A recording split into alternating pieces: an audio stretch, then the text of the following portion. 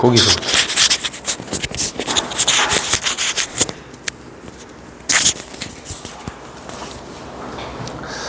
자, 그럼 이제 오늘 이제 내용은 요걸 해야 되거든. 화학 결합을 해야 되는데, 이제 화학 결합하기 전에 이제 먼저 해야 될 게 첫 번째는 이제 비활성 기체예요. 그래서 이제 보통 우리가 이제 비활성 기체라고 보면 여기 지금 주기율표 썼을 때 첫 번째가 뭐냐 하면 18쪽에 놓여 있는 애들을 비활성 기체다라고 부르고, 이 18쪽에 놓여 있는 비활성 기체들은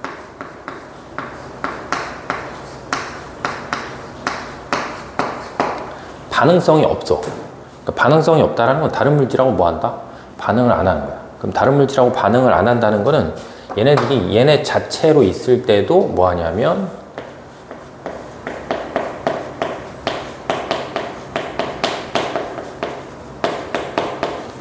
안정한 물질이다. 이렇게 생각하면 돼. 그리고 이제 세 번째는 그럼 이제 얘네들의 뭘 보냐 하면 이제 전자 배치를 해보는 거예요. 그러니까 헬륨, 그 다음 네온, 그 다음에 아르곤. 자, 이런 애들 전자 배치했을 때 일단 헬륨을 보면 원자 번호가 2번, 얘는 10번, 얘는 18번.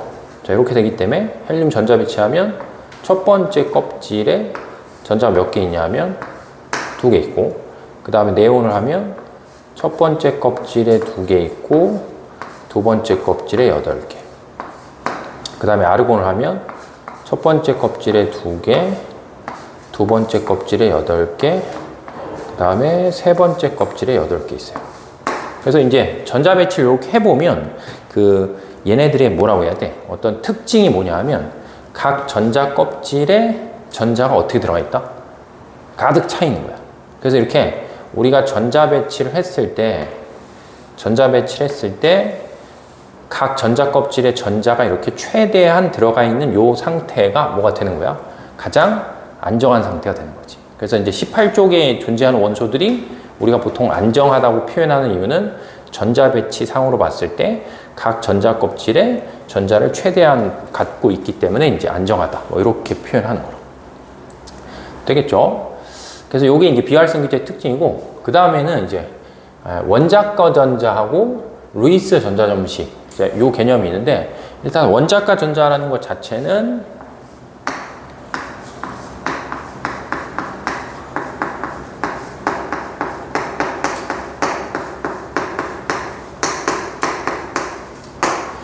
가장 바깥 껍질에 있는 전자를 얘기하는 거예요. 그러니까 전자를 이제 지난 시간에 배치하는 걸 설명을 했는데, 그 설명했을 때 가장 바깥 껍질에 존재하는 거를 보통 우리는 이제 원자과 전자를 하고, 그 가장 바깥 껍질에 존재하는 전자 중에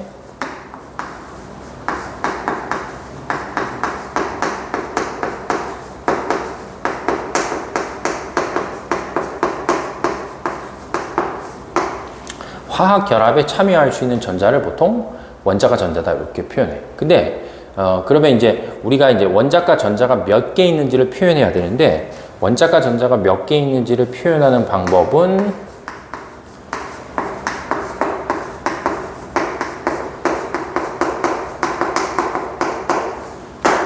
조개 1의 자릿수를 보면 이게 이제 원자과 전자예요. 그러니까 이제 지금 여기서 봤을 때 이렇게 1조, 2조, 그 다음에 13조, 14조, 15조, 16조, 17조 이렇게 표현했을 때 선생님이 여기 쓴 것처럼 조개 1의 자릿수가 뭐에 해당하냐면 그 조개에 속해 있는 놈들의 원자과 전자 수다 이렇게 돼. 근데 지금 여기 보면 가장 바깥 껍질에 있으면서 화학결합에 참여하는 게 조개 1의 자릿수를 갖는 게 이제 보통 우리가 원자과 전자다라고 표현하는데, 화학결합을 하지 않는 놈이 뭐니까? 비활성 기체다.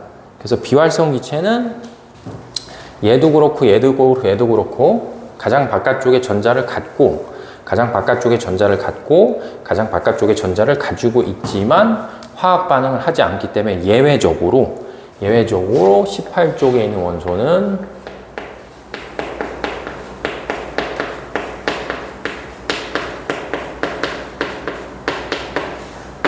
원자과 전자수를 뭐로 잡냐면 그냥 0으로 잡아요.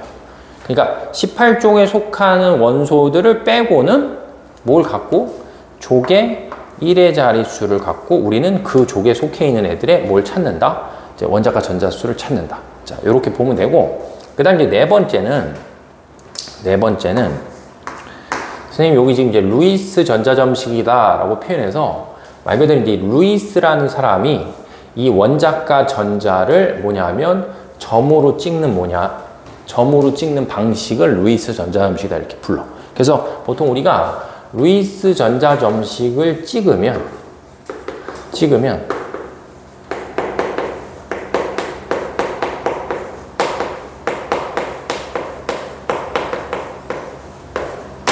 화학 결합을 되게 쉽게 표현할 수 있어요. 그래서 이제 여기를 좀 해볼게요. 여기 지금 2주기에 있는 애들을 우리가 이렇게 쭉 좀 표시를 해보면, 일단 2주기에 있는 리튬 같은 경우는 이제 원자과 전자가 몇 개 있냐면 하나 있단 말이야. 그럼 이제 하나 있으면 하나 있는 걸 이렇게 점으로 찍는 거예요. 그 원소 주변에 이렇게. 그럼 얘는 이제 이렇게 하나 있고, 그 다음에 이제 베릴륨은 2족이니까 몇 개 있다?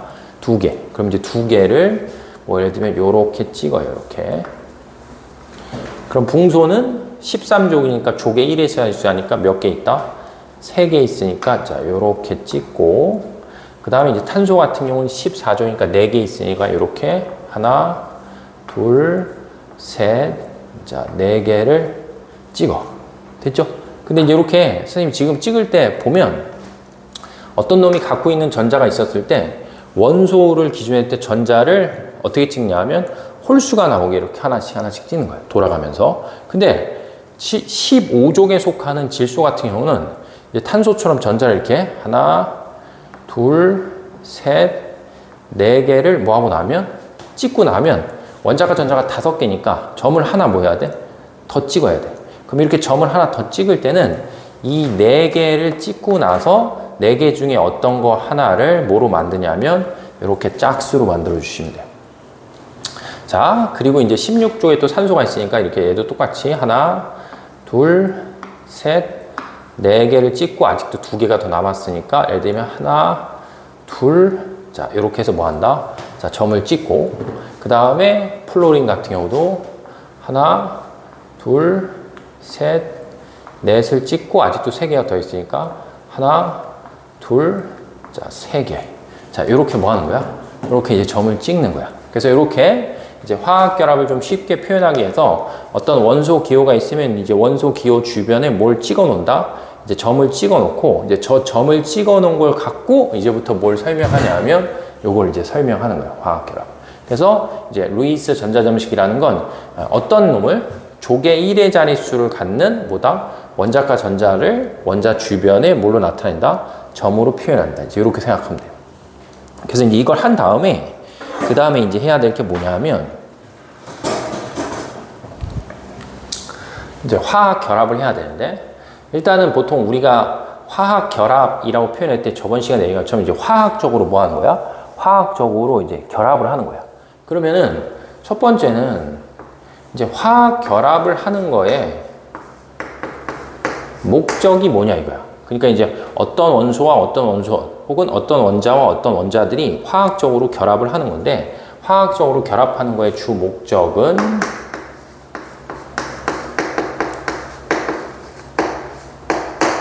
결합을 하게 됨으로 인해서 안정화가 돼요. 그럼 여기서 이제 결합을 하게 됨으로 인해서 안정화가 된다라고 표현했을 때 이 안정화의 뜻이 뭐냐 하면, 안정화의 뜻이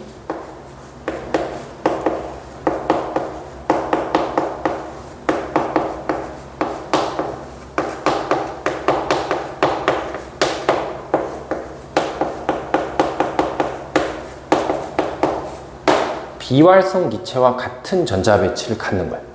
그러니까 화학 결합을 함으로 인해서 그 서로 간에 화학 결합을 한 놈이 뭐가 되는데 안정화가 되는 거고, 그렇게 해서 이제 안정화가 되면 걔네들은 비활성 기체처럼, 그러니까 비활성 기체 같은 거는 이렇게 헬륨이나 네온이나 아르곤과 같은 뭘 갖게 된다? 이제 전자 배치를 갖게 된다. 이렇게 표현할 수 있겠지. 무슨 말이 되지? 그래서 보통 우리가 이제 화학 결합이 있었을 때 화학 결합의 종류를 보통 통과에서는 2개만 기억하면 되는데, 첫 번째가 뭐가 있냐면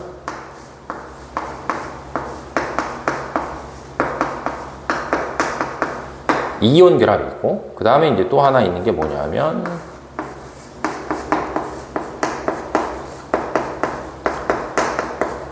공유 결합이 있어요. 그래서 이온 결합, 공유 결합. 그래서 이제 대표적으로 뭐 중학교 과정에서도 보면 이온 결합이란 물질이 나오고 공유 결합 물질이 다 나와. 그지? 근데 그 말을 이온 결합이다, 공유 결합이다 그런 표현만 뭐 한다? 쓰지 않는 거지. 그래서 예를 들어서 이제 이온 결합의 대표적인 게 자, 이런 애들이 있어요. 이런 애들. 그리고 공유 결합이 제일 쉬운 예가 자, 뭐 이런 게 있어요. 이렇게 생각해 보는 거야. 그러면 여기는 이제 나트륨하고 염소가 있고, 그 다음에 여기 뭐다? 수소하고 수소가 있었을 때, 일단 기본적으로 이 이온 결합이 되려고 하면 이 두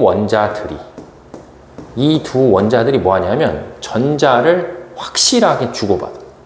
그러니까 전자를 이제 확실하게 주고받는다는 건 한 놈이 다른 놈한테 전자를 뭐 한다?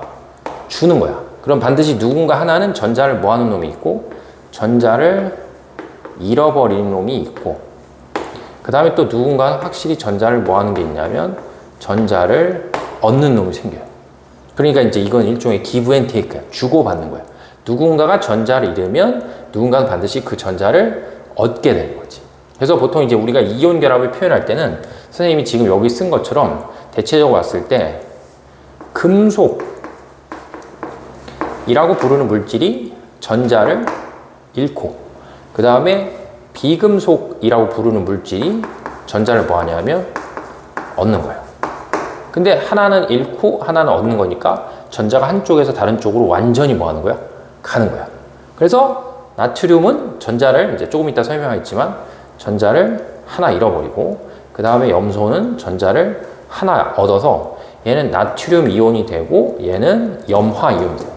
그래서 확실하게 전자가 한쪽에서 다른 쪽으로 뭐 한다? 움직여서 가는, 이제 그래서 이제 결합이 생기는 게 이제 이온 결합이고, 그 다음에 공유 결합은 뭐냐면, 공유 결합은 전자가 한쪽에서 다른 한쪽으로 완전히 가는 게 아니고 공유되기 때문에 어떤 하나의 원자와 하나의 원자의 어디에? 사이에. 그러니까 두 원자 어디에? 사이에 뭐가 놓이게 된다? 전자가 놓이게 돼요. 그러니까 느낌이 틀린 거지. 얘는 누군가는 잃고 누군가를 얻으니까 전자에 확실한 뭐가 있냐면 이동이 있는 거고, 얘는 누가 잃고 얻고 하는 게 아니고 전자를 서로 뭐 하는 거야? 전자를 서로 공동으로 뭐 한다?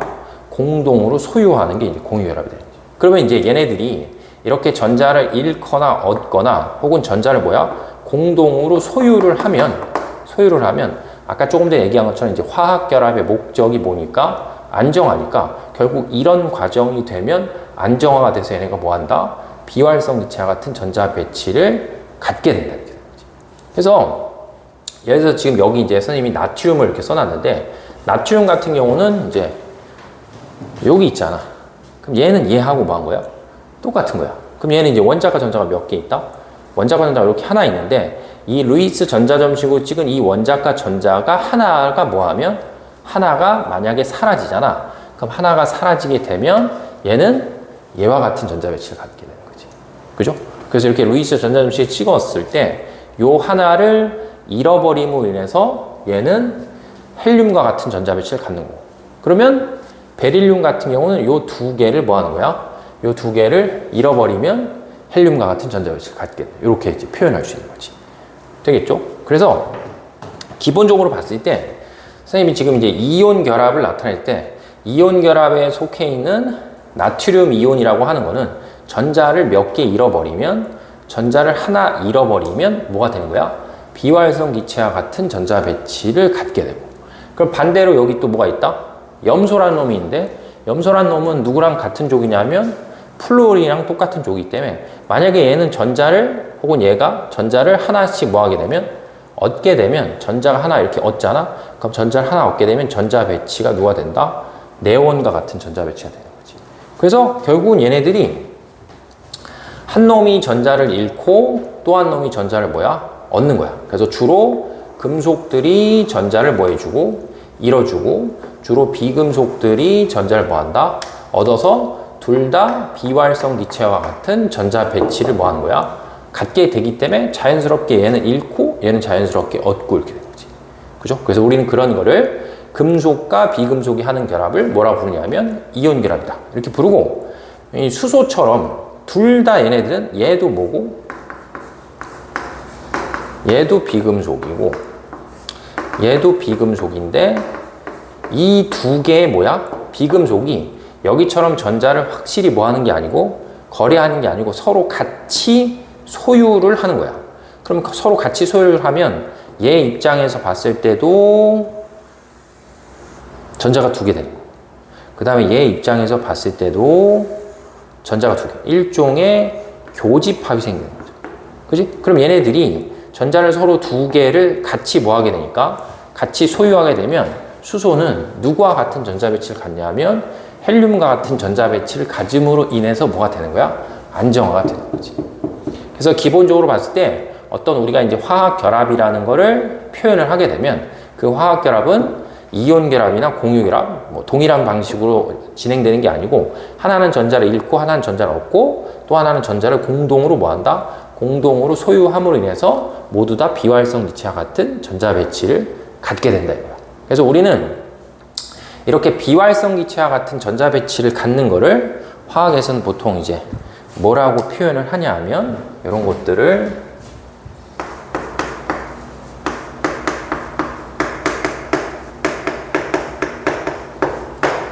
옥텟 규칙이라고 불러요. 그래서 옥텟이라고 하는 뜻은 몇을 뜻하냐 하면 8을 뜻하는 거야. 그러니까 이온 결합이나 공유 결합을 통해서 가장 바깥쪽에 전자를 몇 개 갖는 효과가 생긴 거야. 8개 갖는 효과가 생긴다라고 해서 이제 그걸 이제 옥텟이라고 표현하고, 그 다음에 뒤에는 규칙이라고 표현했기 때문에 보통 우리가 규칙이라고 표현하는 건 약간의 뭐가 있다? 예외가 있는 거야. 그러니까 예를 들면 조금 전에 설명한 것들이 네온과 아르곤과 같은 전자 배치를 갖게 되면 바깥에가 몇 개가 되니까? 바깥에가 8개가 되니까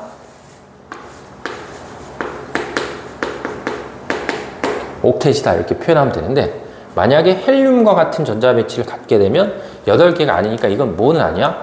옥텟이라는 표현을 할 수도 없는 거지. 하지만 비활성 기체의 전자 배치는 갖는 거지. 그래서 예외들이 좀 있기 때문에 우리 이제 바깥쪽에 보통 봤을 때 8개를 갖는 걸 이제 옥텟이라고 표현하고, 예외적으로 헬륨은 예외가 되니까 이제 법칙이라는 표현을 쓰진 않고 자, 규칙이다 이제 이렇게 표현하는 거죠.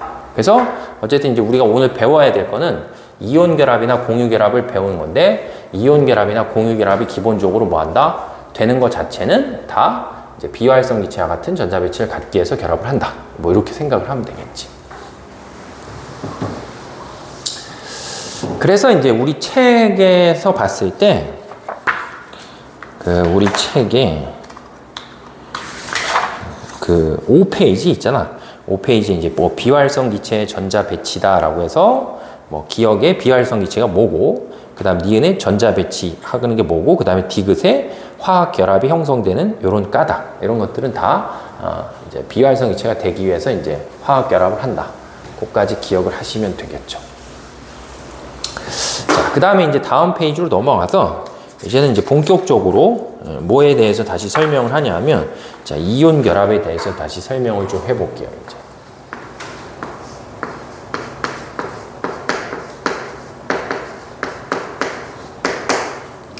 그래서 이제 거기 첫 줄에 보면 이온 결합이 양이온과 음이온 사이의 전기적 인력으로 형성되는 화학 결합이다 라고 표현돼서, 일단 이온 결합이라고 하면 첫 번째 이제 뭐냐 하면 양이온,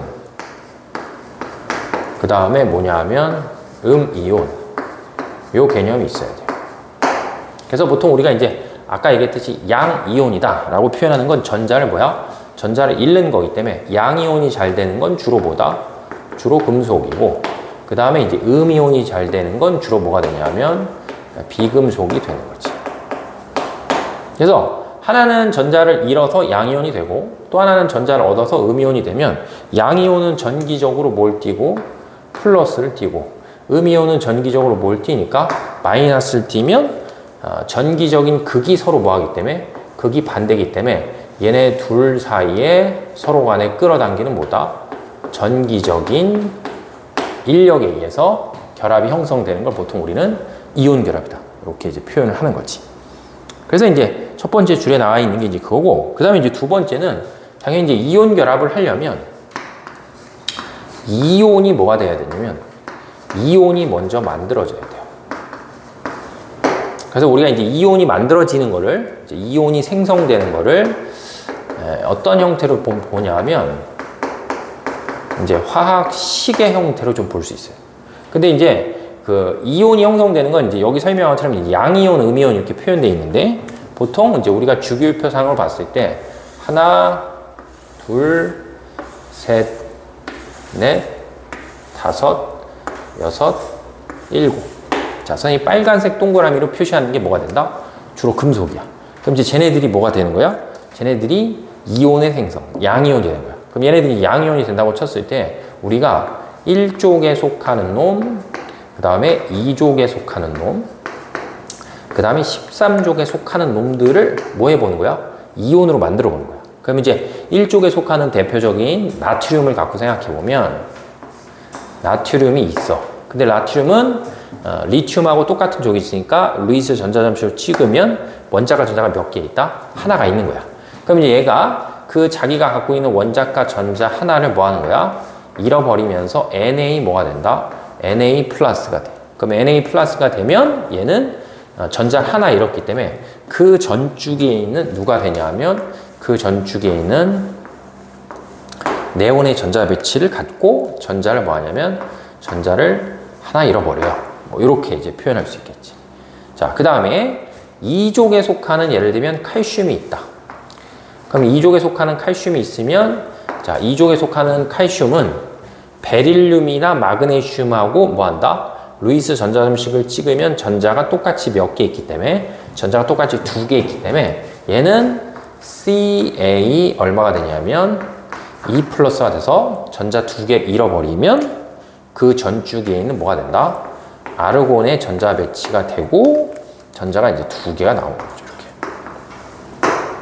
그리고 마지막에 이제 13족. 자, 13족에 있는 금속은 알루미늄만 우린 보통 이제 배우기 때문에 알루미늄, AL이라고 하는 이제 알루미늄이 13족에 있으니까 붕소처럼 루이스 전자점식을 찍으면 전자가 몇 개 있으니까 3개 있으니까 그 전자 3개를 잃어버리면 그 전축에 있는, 자, 얘처럼 누구다? 네온의 전자 배치를 하면서 전자를 3개 잃어버리는 거지. 그래서 각각 1족, 2족, 13족에 있는 애들이 족의 무슨 자릿수? 족의 1의 자릿수에 해당하는 원자과 전자수를 뭐 하는 거야? 원자과 전자수를 하나 잃고 2개 잃고 3개 잃어버리면서 뭐 한다? 비활성 이체와 같은 전자 배치를 갖는 거지. 그럼 이제 요거하고 비교해 봤을 때, 예를 들면 16족하고 자 17족 원소가 있어요. 그러니까 이게 참고로 14족하고 15족에 있는 애들이 있잖아. 그럼 14족에 있는 애들은 아예 이온 결합을 하지 않아, 탄소는.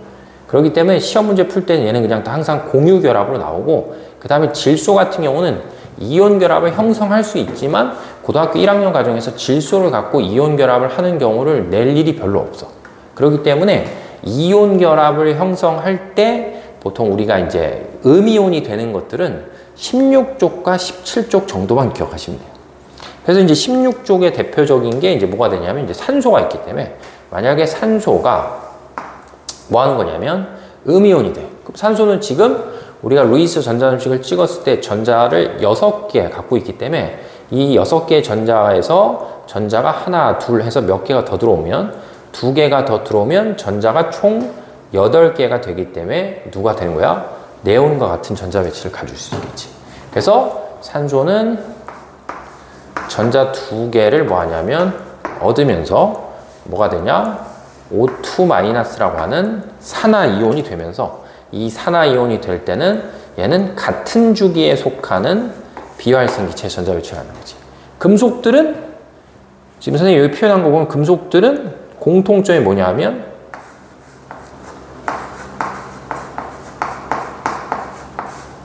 전주기의 비활성 기체가 되는 거예요. 전자를 잃어버려서. 근데 비금속들은 산소가 네온이랑 같은 2주기에 있기 때문에 같은 주기에 뭐가 되는 거야? 같은 주기에 속하는 비활성 기체의 전자 배치가 된다. 이렇게 되는 거지. 그 다음에 이제 17쪽에 속하는 게 또 염소니까 만약에 CL이 있으면 CL이 17쪽에 있기 때문에 루이스 전자점식을 찍으면 여기 바깥에가 7개 있기 때문에 여기에 전자가 하나 탁 더 뭐야? 이제 들어오게 되면 뭐 한다? 비활성 기체가 되니까 얘는 전자를 하나 뭐 한다? 어둠으로 인해서 뭐가 돼서 Cl-가 돼서 같은 주기에 속하는 뭐 한다? 아르고닌과 같은 전자 배치가 된다는 얘기지. 되겠죠? 그래서 이렇게 루이스 전자점식 우리가 찍고 나면 뭐 이걸 활용해서 우리가 할 수 있는 게 뭐냐면 이 자체가 원자과 전자를 표현하는 거기 때문에 원자과 전자를 뭐 하는 거야? 잃거나 그 원자과 전자의 또 다른 전자를 뭐야? 얻게 되면 이런 비활성 기체와 같은 전자 배치를 갖는 거를 쉽게 뭐 할 수 있다. 이제 표현할 수 있겠지. 그래서 요게 이제 보통 우리가 이온이 생성되는 거를 뭐 한다? 자, 화학 시계 형태로 자, 표현한 거예요. 그럼 이제 세 번째는 뭘 해야 되냐면 아까 선생님이 설명할 때 보통 이온 결합은 양이온이 전자를 잃으면 음이온이 전자를 얻기 때문에 전자가 확실하게 뭐 하는 거야?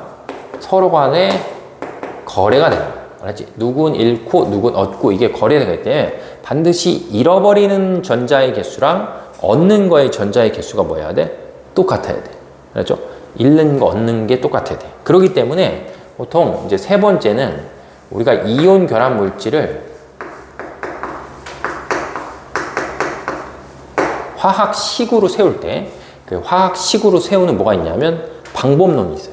그렇지? 그래서 화학식으로 세우는 방법론은 항상 어떻게 돼야 되냐면 양이온하고 음이온이 있었을 때 얘네들이 무언가가 서로 뭐 해야 되냐면 똑같아야 돼. 그렇지? 양이온하고 음이온이 서로 무언가가 똑같아야 되는데 일단은 뭐가 똑같아야 되냐면 양이온의 전하량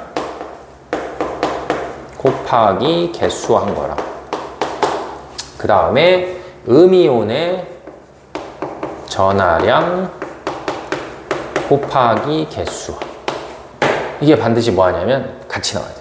그러니까 예를 들면 지금 여기 자 1, 2, 13, 16, 17이 있었을 때 자 요거를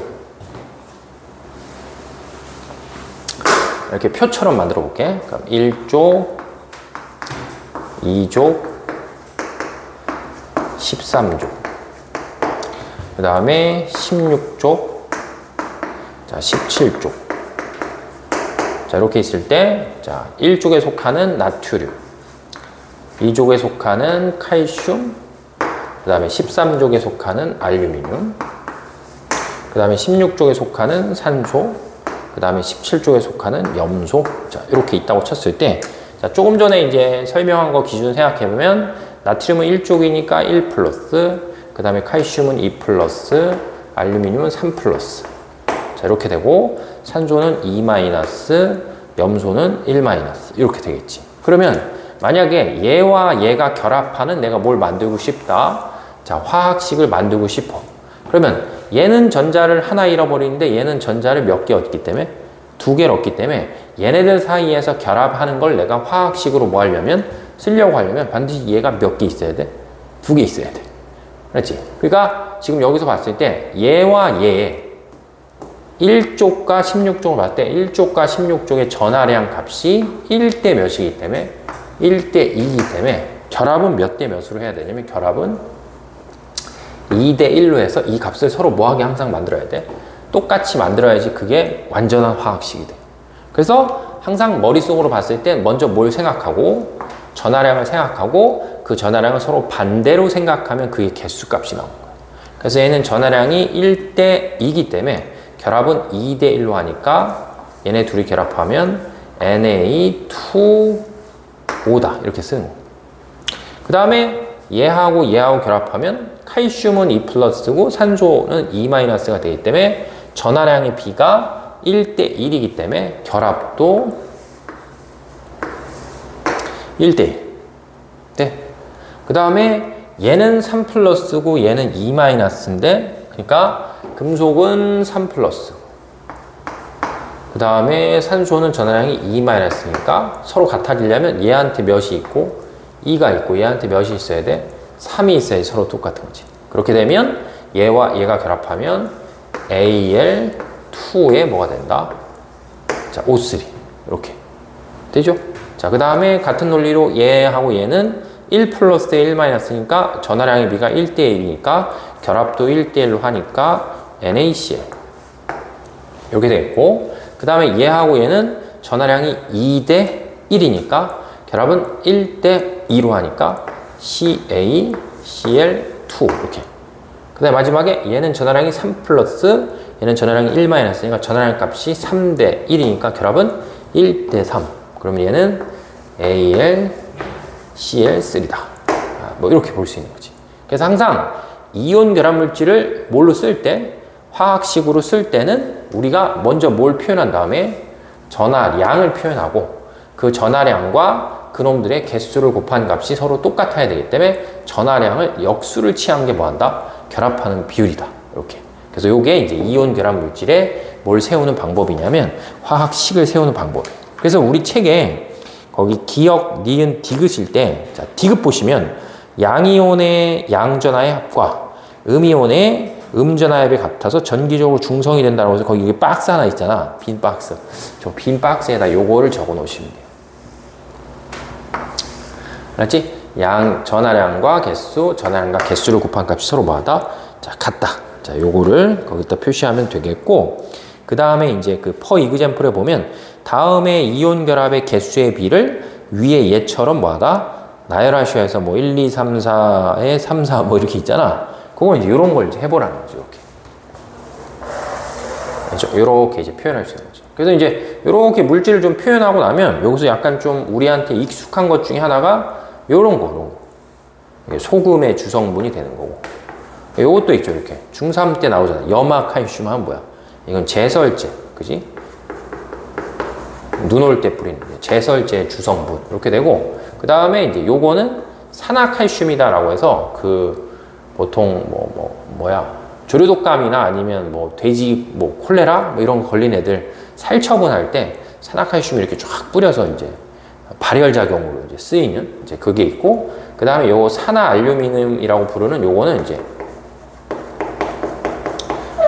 보크사이트다라고 하는 물질이어서 요 산화알루미늄에서 산소를 떼어서 순수한 알루미늄을 우리가 뭐 하는 거야? 쓰고 있는 거야. 알루미늄 캔 그런 거 만들 때. 아셨죠? 그래서 이제 이런 것들이 자, 이온 결합 물질이다라고 생각을 하시면 되겠죠. 뭐 이해되지? 응. 자, 그래서 이제 이렇게 표현을 해보면 되고,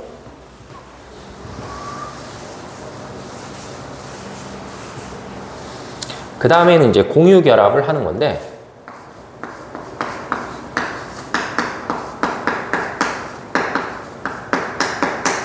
이제 공유 결합을 하기 전에 지금 선생님 여기 표시되어 있는 요 놈들을 기준으로 했을 때 첫 줄에 있는 금속들은 뭐 한다? 저 1이라는 숫자를 기준으로 할 때 1 플러스 이렇게 되는 거고, 쟤나 추워? 근데 왜 추우면 항상 왜 고기 아니냐고 딱 나오는데, 그럼 잠깐 좀 줄여.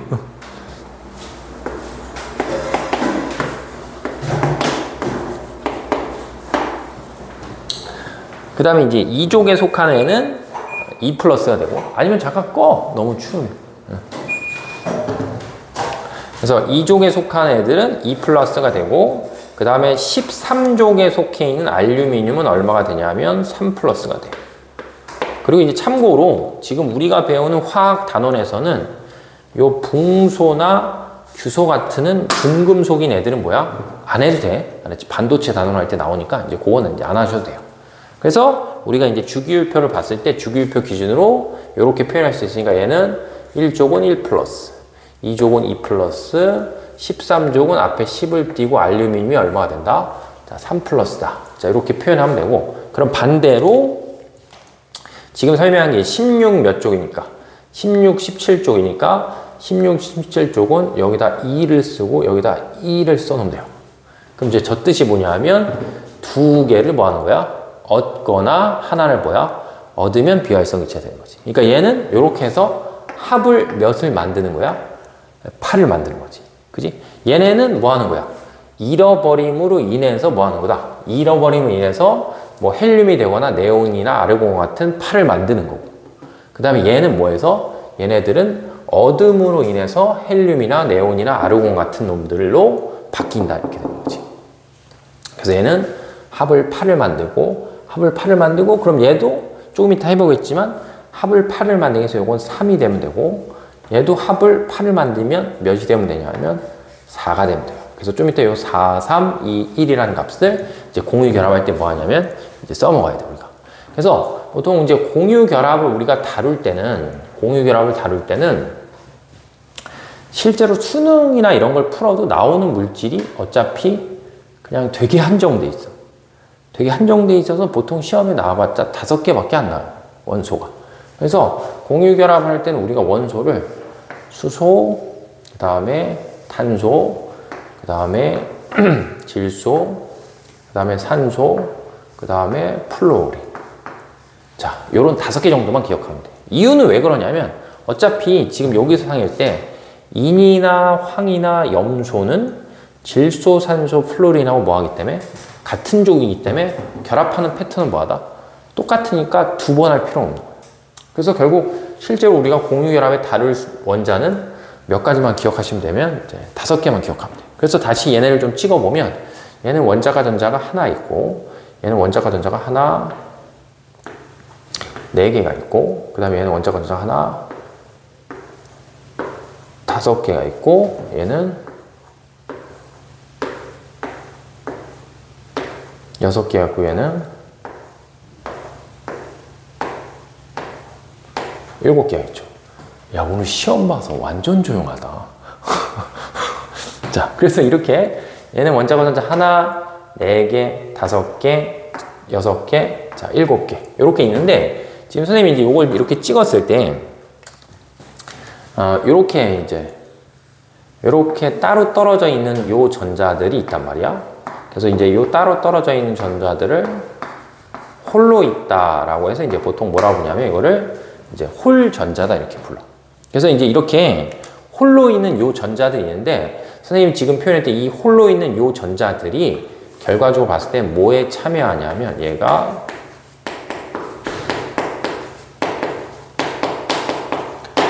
이제 공유 결합에 참여한다라고 생각하면 맞지? 이 홀로 있는 애들이 공유 결합에 참여한다. 그래서 결국 이 홀로 있는 애들이 공유 결합에 참여해서 비활성 기체와 같은 전자 배치를 갖게 되면 우리는 그게 공유 결합이다 이렇게 표현하면 되겠지. 그러니까 예를 들어서 자, 이렇게 해볼게요. 이렇게 만약에 얘와 얘네들이 서로 뭐 하는 거야?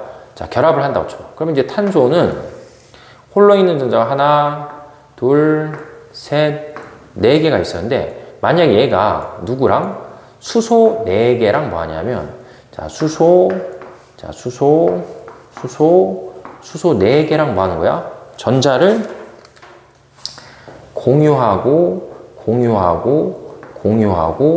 공유한다라고 쳐봐, 이렇게. 그러면 이 4개의 수소는 탄소랑 전자를 공유함으로 인해서 전자가 2개 되니까 누구의 전자 배치를 가질 수 있냐면 헬륨의 전자 배치를 갈 수 있고, 그 다음에 탄소 같은 경우는 원래 자기가 갖고 있는 하나, 둘, 셋, 4개랑 수소가 갖고 있는 거 다시 하나, 둘, 셋, 4개를 같이 공유하니까 몇 개가 돼서 8개가 됨으로 인해서 네온과 같은 전자 배치를 가는 거지. 그러니까 이거를 전자를 이렇게 홀로 있게 이렇게 뭐 해놨을 때, 찍어놨을 때 그 홀로 있는 전자가 결국엔 뭘 이루게 되면, 쌍을 이루게 되면 무조건 옥텟이 돼요. 그러니까 여기 있는 탄소가 홀로 있는 전자가 4개 있는데 이 4개의 전자가 누구랑 공유하면 뭐가 되는 거야? 8이 돼서 네온과 같은 전자 배치 되는 거지. 그럼 그 옆에 이제 또 누가 있냐면 질소가 있는데, 질소는 전자를 이렇게 하나, 둘, 셋, 넷, 5개 갖고 있단 말이야. 그럼 얘는 탄소하고 비교해 봤을 때 5개를 갖고 있기 때문에 얘는 다른 놈하고 몇 개만 공유하면, 3개만 공유하면 몇 개를 만들 수 있다? 6개 만들 수 있어요. 그지? 그러니까 얘가 만약에 수소하고 공유를 해서 수소가 갖고 있는 전자 수소가 갖고 있는 전자, 수소가 갖고 있는 전자, 요거를 같이 소유하게 되면 수소는 헬륨의 전자 배치를 갖게 되는 거고 질소는 네온의 전자 배치를 가져서 안정한 전자 배치가 되는 거죠. 그러니까 왜 홀로 찍어 놓는지 알겠지? 이렇게 홀로 찍어 놓음으로 인해서 공유 결합을 뭐 하는 거야? 공유 결합을 좀 쉽게 표현할 수 있어요. 그래서 우리가 요거는 이제 중학교 때부터 계속 나오는 탄소 하나에 수소 4개가 결합했으니까 이거는 CH4다. 이렇게 부르는 거고 얘는 질소 하나에 수소 3개니까 NH3. 뭐야? 그치. 암모니아 같은 물질이 자, 되는 거고 그 다음에 또 해보면 만약에 요렇게 하면 이제 우리가 흔히 보는 산소와 수소와 수소가 이렇게 있을 때 요렇게 공유하니까 우리가 흔히 알고 있는 뭐가 되냐면 H2O다 이렇게 된 거지. 그리고 만약에 요렇게 하면 마지막으로 뭐가 되냐 하면 H와 F니까 F와 H가 있을 때 F는 1, 2, 셋, 넷, 다여 7개 있고 수소가 다시 하나 이렇게 하니까 플로린이 8개 되고 수소는 2개 되니까 둘 다 이제 비활성 기체의 전자 배치를 갖는 거지. 그래서 얘는 HF다. 자, 이렇게 표현할 수 있겠죠. 그래서 결국은 공유 결합을 이제 루이스 전자잠식을 이용해서 뭐 하게 되면 이제 표현을 하게 되면 쉽게 전자를 몇 개 공유해서 옥텟을 만족해서 비활성 기체가 된다는 걸 표현하기가 좋은 거지. 근데 이제 지금 선생님 여기 설명했을 때 여기서 이제 어떤 용어가 하나 나오는데 그 용어가 뭐냐 하면 이렇게 두 원자 사이에 속해 있는 전자들이 있어요. 이렇게 두 원자 사이에 속해 있는 요 전자들을 두 원자들 이 전자를 같이 뭐 하기 때문에 같이 소유하기 때문에 요런 애들을 보통 뭐라고 그러냐면 공유 전자쌍 이렇게 불러요. 알았지? 공동으로 소유하고 있는 전자쌍이다. 근데 지금 보면 뭐 얘는 상관이 없는데 얘를 보면 얘네들은 뭐가 있어? 공유 결합에 참여하지 않는 전자가 있어. 그죠? 지금 여기 보면 요런 애들이 뭐 하는 거야? 공유 결합에 참여하지 않는 거지.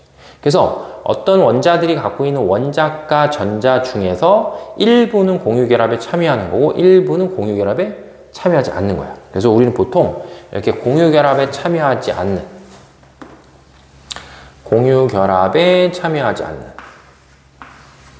이런 전자들을 이제 뭐라고 부르냐면 공유 결합에 참여하지 않는다 해서 비공유되는 전자쌍이다 이렇게 표현해요. 그러니까 그냥 한 원자에만 속해 있어서 공유되지 않는 전자니까 이제 비공유 전자쌍이다. 그래서 실제로 루이스 전자잠식 우리가 찍어서 봤을 때 원자가 전자가 탄소처럼 뭐 하는 거야? 모두 다 공유 결합에 참여하는 경우도 있는데 질소나 산소나 플로린이처럼 일부만 공유되고 일부는 공유되지 않는 전자들도 뭐 한다? 이제 존재한다 이렇게 된 거지. 자, 그리고 여기서 이제 또 나오는 용어 중에 하나가 뭐냐면 지금 현재 이 그림 봤을 때 한 원자와 한 원자 사이에 전자를 한 쌍을 그러니까 두 개니까 한 쌍이잖아. 보통 우리가 이렇게 한 쌍을 공유할 때를 뭐라고 부르냐면 이런 거를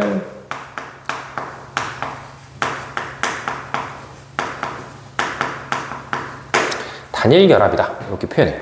근데 이제 예를 들어서 얘네들 해볼게. 얘네들 해보면 만약에 산소라는 원자가 있고 자 산소라는 원자가 이렇게 있으면 산소라는 원자는 일단 공유 결합에 참여하지 않는 전자가 하나 둘 셋 넷 하나 둘 셋 네 개가 있고 그 다음에 얘가 갖고 있는 홀로 있던 전자 2개 얘가 갖고 있던 홀로 있던 전자 2개를 뭐 한다?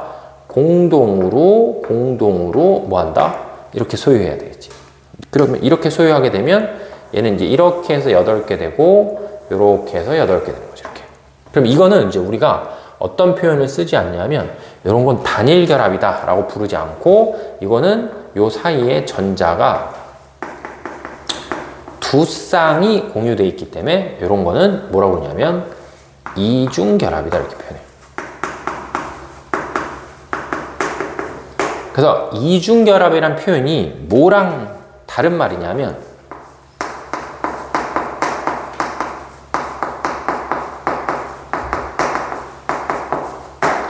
단일 결합이 두 개 있어요. 이런 거랑 다른 말이에요.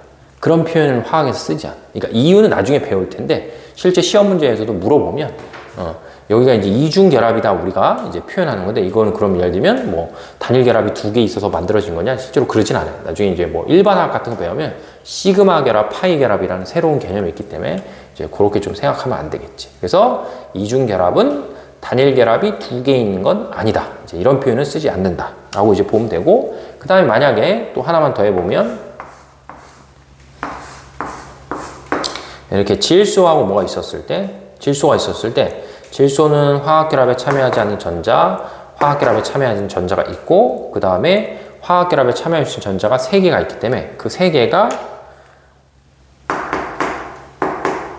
이 사이에 이렇게 공동으로 놓이게 되면 요렇게 하면 8개가 되고 다시 요렇게 하면 8개가 되는 거지. 그럼 얘는 두 원자 사이에 전자가 몇 쌍이 들어가 있냐면 전자가 3쌍이 들어가 있는 거예요. 3쌍. 그래서 우리는 이렇게 전자가 3쌍이 들어가 있어요. 이런 거를 뭐라고 보냐면 이런 걸 삼중결합이다 이렇게 불러요. 그래서 2쌍이 들어가 있으면 이중결합, 3쌍이 들어가 있으면 삼중결합. 그래서 우린 이걸 같이 합쳐서 이중결합이나 삼중결합을 합쳐서 화학에서는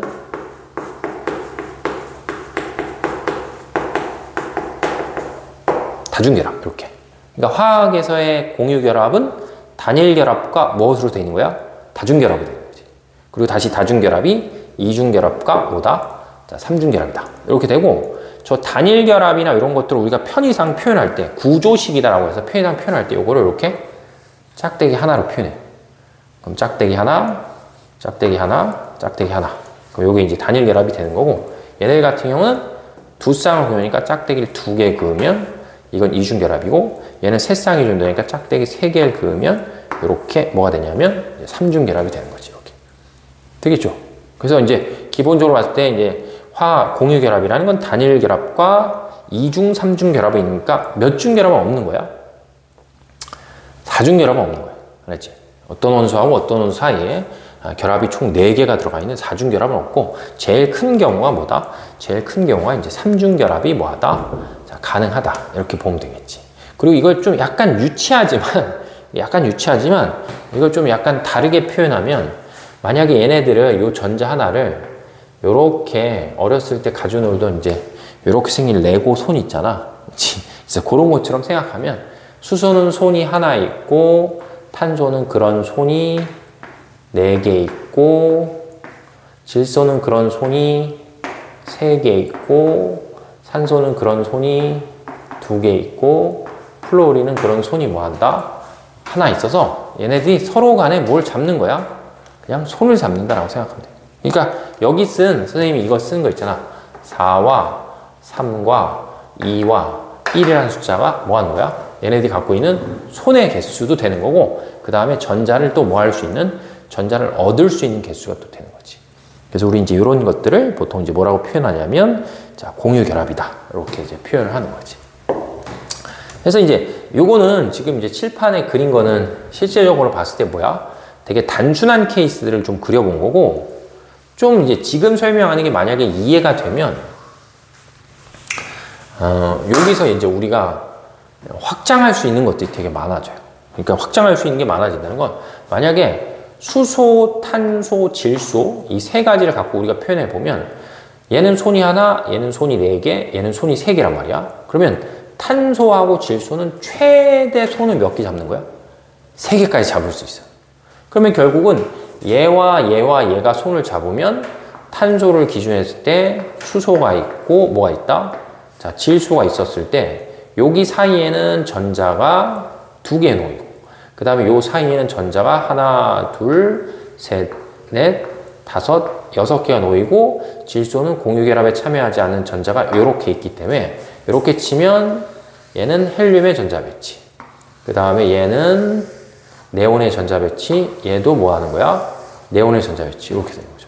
그러면 우리는 자 봐봐 요 탄소는 옥텟 규칙을 뭐 하는 거야? 만족을 하는 거야. 8개 가지니까. 그러니까 요 질소는 또 몇 개 가지니까? 8개 가지니까 옥텟 규칙을 만족하는데 수소는 뭐다? 옥텟이라는 표현을 쓰지 않는 거야. 그러니까 그냥 수소는 전자를 2개 가졌으니까 얘는 뭐한다?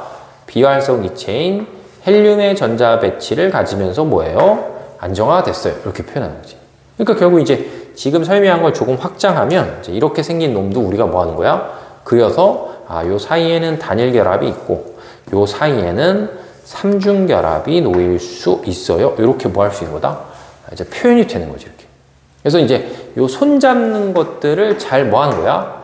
잘 기억을 하면 어떤 미지의 물질이 우리가 나온다고 쳐도 서로 간에 손에 잡는 개수를 잘 활용하시면 여러 가지 물질을 좀 표현을 할 수 있는 거지. 아시겠죠?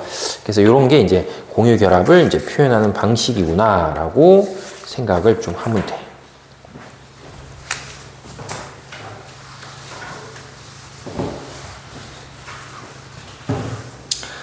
자, 그래서 이제 공유 결합하고 이제 이온 결합을 좀 표현해 봤고, 그 다음에 이제 8페이지로 넘어가시면 이제 성질을 배우면 돼요. 알았지? 이온 결합 물질하고,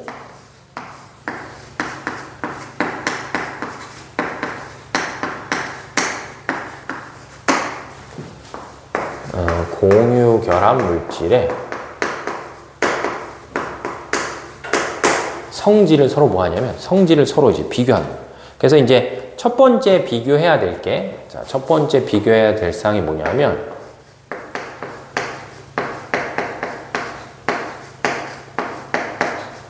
얘네 둘의 결정 구조예요. 결정 구조. 그러니까 결정 구조라는 건 이제 무슨 뜻이냐면, 이온 결합과 공유 결합이 결정이니까 고체 상태로 존재할 때 어떤 모습을 갖고 있냐, 이렇게. 그렇지? 그래서 예를 들면 이온 결합 물질이 고체 상태로 존재하고 공유 결합 물질이 고체 상태로 존재할 때 이거를 우리가 확대해서 보고 확대해서 보면 어떻게 보이냐, 이거야. 그래서 첫 번째 비교해야 될 게 이런 게 되겠고, 그 다음에 이제 두 번째 비교해야 될 거는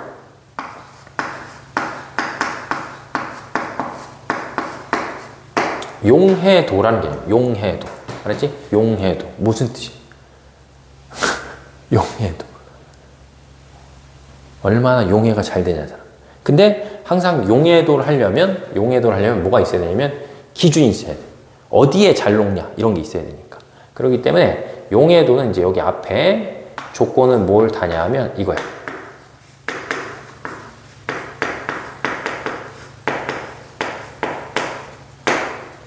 물에 대한 용해도. 알았지? 그러니까 이온 결합 물질하고 공유 결합 물질이 물에 대한 용해도가 좋냐, 안 좋냐, 이제 요거를 이제 비교하는 게 있고. 자, 그 다음에 이제 세 번째 비교해야 될 거는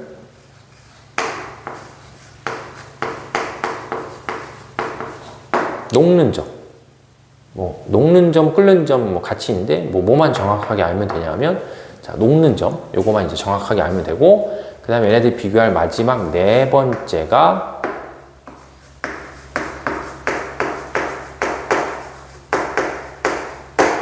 전기 전도성. 근데 이제 그냥 전기 전도성이 아니고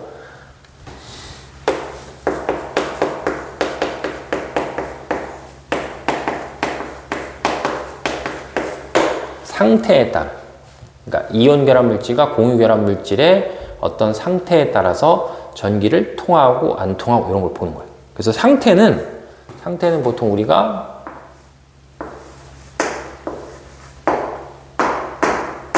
세 가지 정도를 기억하면 돼서, 뭐 당연히 아는 것처럼 고체 상태, 그 다음에 액체 상태, 그 다음에 수용액 상태, 이렇게 세 개. 그래서 가끔가다 이제 문제를 풀면 고체는 솔리드이기 때문에 고체 상태를 S로 표현하고, 그 다음에 액체는 리퀴드이기 때문에 L로 표현하고, 그 다음에 수용액은 에퀴어스이기 때문에 AQ로 이렇게 표현해서 나올 수도 있어요. 그래서 이제 우리가 오늘 배운 이온 결합 물질과 공유 결합 물질이 뭐 할 때, 존재할 때 그런 애들을 고체일 때 전기가 통하는지 안 통하는지 실험해보고, 그 다음에 액체일 때 전기가 통하는지 안 통하는지 실험해보고, 그 다음에 수용액일 때 전기가 통하는지 안 통하는지 실험함으로 인해서 이온 결합 물질과 공유 결합 물질을 뭐 한다? 구분하는 거예요. 그래서 이제 우리 책에 지금 보면 이제 8페이지하고 9페이지 내용은 자, 얘네들이 뭐 하는 거다? 얘네들 좀 비교하는 내용이다 라고 생각하면 돼요. 알겠지? 그래서 잠깐 쉬었다가 요거 비교하고 그 다음에 이제 뒤에 주기율표 관련해서 이제 문제 풀고 그렇게 해서 좀 마무리할게.